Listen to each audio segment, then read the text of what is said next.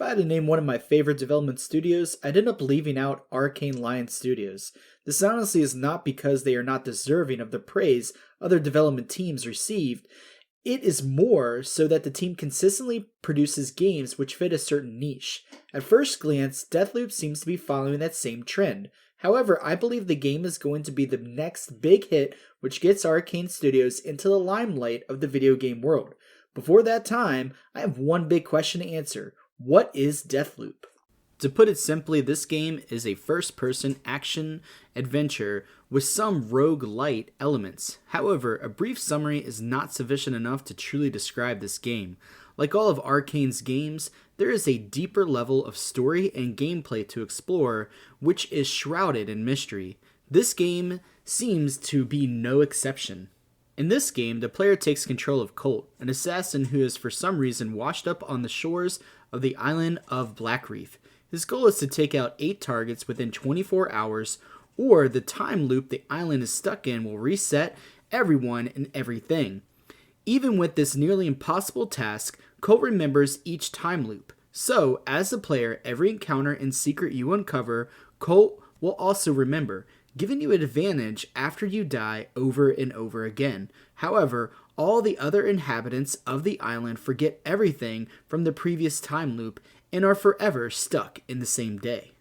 It's not only Colt who has some pretty unique traits, the island of Blackreef seems to have a plethora of secrets.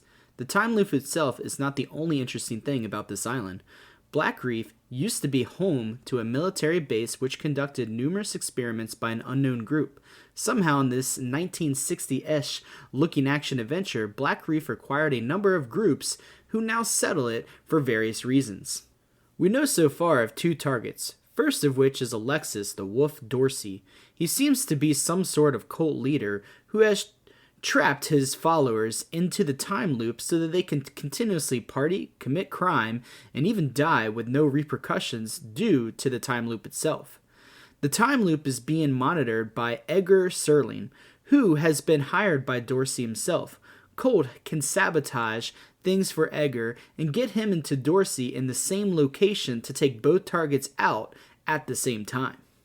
So far, this game seems pretty straightforward. Uncover secrets, take out targets in various ways, and stop the time loop.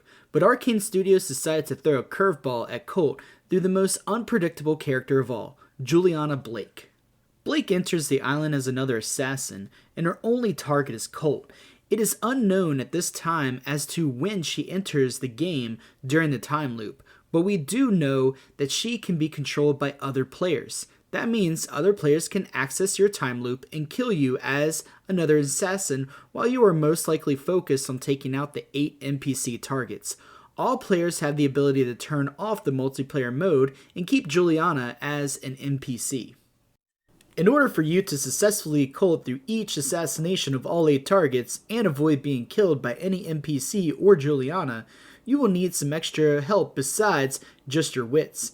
Thankfully, in the gameplay and teaser trailer, we got to see a few of Colt's abilities in action. First, Colt is able to use any weapon in the game, and it seems that there are a lot of weapons have a number of unique qualities. Colt has been seen loading nails into some sort of LMG, dual-wielding a pair of pistols, and silently killing an NPC with a silenced pistol. There are even some melee weapons such as a short sword. Guns and blades are not the only tools Colt has. He's been seen using the blink ability that's similar to Dishonored to move around quickly and unnoticed by enemies. He also has the ability to use some telekinesis powers to pick up enemies and toss them to their deaths.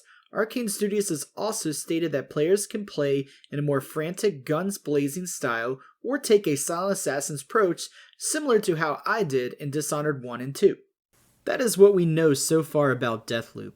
I'm hoping that the publishing company Bethesda Softworks releases more gameplay and information as we get closer to the May 21st release date. As for me, I'll be covering any new information that comes out and release other videos discussing Deathloop. Make sure if you want to stay up to date to subscribe and click on the bell notification which allows you to be alerted anytime I post a new video.